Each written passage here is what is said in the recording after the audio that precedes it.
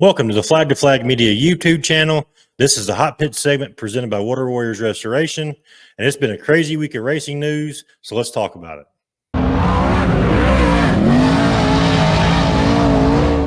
All right, so I'm not really sure where to start with this week's racing news, but there's been a lot of news coming out that, that's what these Hot Pit segments are for. I get something on the line, we're going to discuss it. So starting off the week, we had the tire deal that happened at the World of Outlaws race at Volusia. Bobby Pierce, Devin Moran, and Kyle Bronson all had tire samples come back that did not meet the benchmark.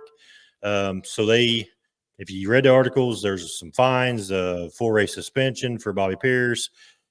I'm thinking that Lucas Oil, the question right now is Lucas Oil going to back up World of Outlaws and their stuff? Is Devin going to get penalized and that type of stuff?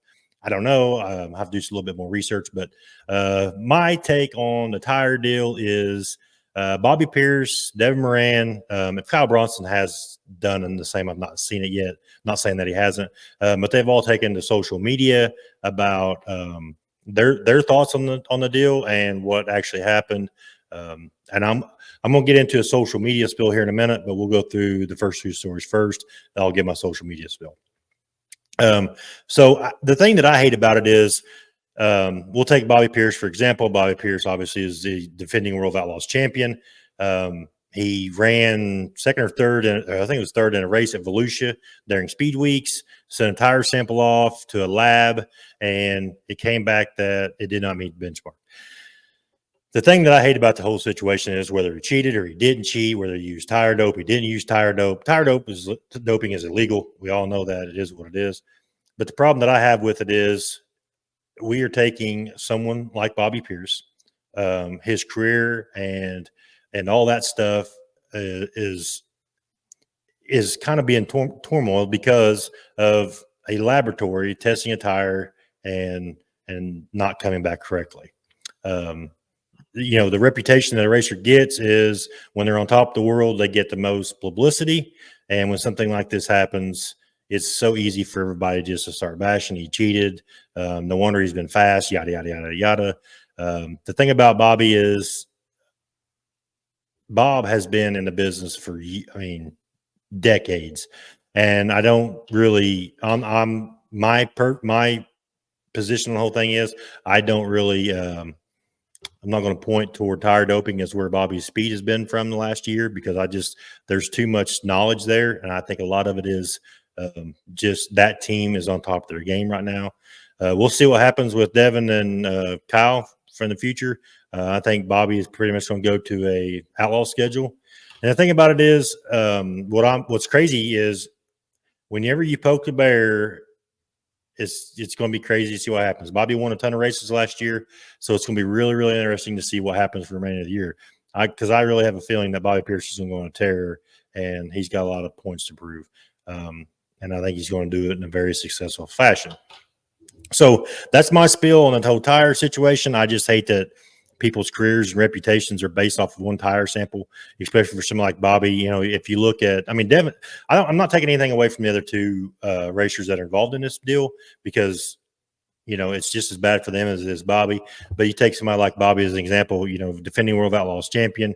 If you look at if he could have repeated as World of Outlaws champion, you're talking about plus winnings, you're well over $300,000 penalty. And that's just, to me, I'm not saying that we shouldn't do anything about tire doping as far as a repercussion for it, but a $300,000 penalty and a chance that there's no way you can win a World of Outlaw points, I think is, in my opinion, like I said, this is a hot pit. I'm just spilling the beans on how I feel.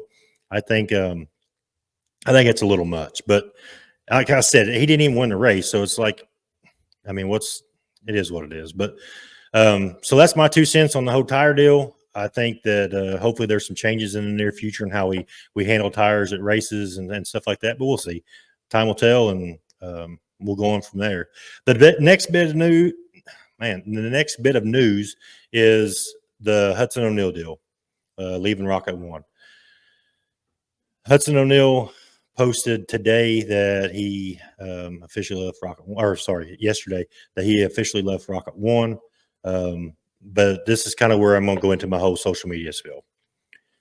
The thing that I hate is social media, and I've said it for a long time, is a double-edged sword. Social media is a place now that all of us race fans go to get all of our news or information, besides websites. I'm excluding websites because websites have been around for a while, but social media is a place that, tracks announce races, tracks announce results, um, drivers announce where they're going, that type of stuff, which is an amazing tool. It's a quick, easy app just to get on and see what's going on in the racing world. The problem with it is also the reverse effect. There was rumors floating around social media 2 days before Hudson ONeal even officially announced that he was leaving the Rocket One house car, of why he's leaving and what's going on with Rocket and Hudson. And it's just, to me, it's just insane to see the amount of people.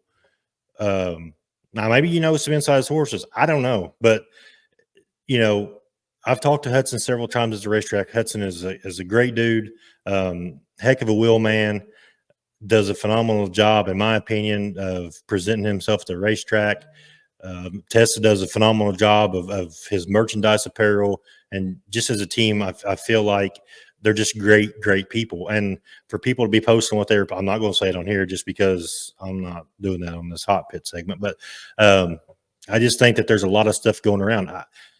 For one, I mean, I don't want the hot pit segment to be, oh, this is where we go, because I don't know. I have no idea why he left. It's none of my business why he left.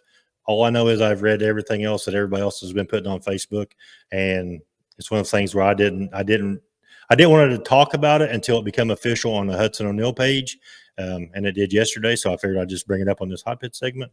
But again, social media is a double-edged sword, and it's great in one way, but on the other hand, Hudson and Tessa, in my opinion, have been through, and even Bobby, Devin, and Kyle on the other end of it.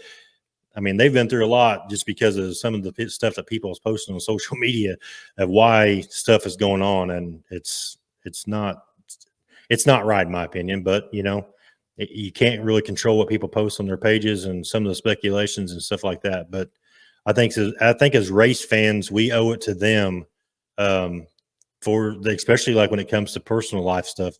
Just let it be. Like, let them deal with it. Let them figure out what's going on and that type of stuff. So anyway, that's enough spill on that. But that's my opinion. I think Hudson and Tessa will rebound, or especially Hudson will rebound better than ever. He'll find something. He's a wheel man. He'll be back on the track somewhere racing something. So something else I wanted to mention, Peregrine Speedway. This is some local stuff. Peregrine Speedway and Dirt to Media announced that they postponed the No Way Out 40 that was slated to run tomorrow night at Peregrine Speedway.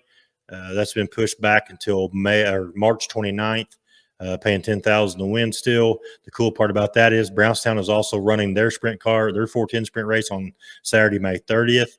I don't know how much. Try to look up on the website. It's not on there yet. I think Brownstown possibly could be running for $10,000 as well. So it's $20,000 to win for the 410 sprints in 2 days, which is phenomenal for Southern Indiana and Central Indiana. Really looking forward to that. Tomorrow, March 16th, is going to be the Northern All-Star Late Model Series at Florence Speedway. And the great thing about that is there's not very many races going on. So if you don't have nothing going on tomorrow night, make sure you get to the Florence Speedway for the Northern All-Stars race. Support James Essex. James Essex does a phenomenal job with the sport, promoting the sport. So, I just wanted to use this hot pit segment, like I said, just to get on here and spill my beans on what's going on, post some content on YouTube. And if you've not subscribed yet, make sure you subscribe. And the comment section down below, make sure you comment and give me your opinions on these topics. That's what the comment section is for. It also helps out the channel. Make sure you comment, like, and subscribe, and we appreciate it. I appreciate it. The Flag to Flag team appreciates it, and we will see you on the next hot pit.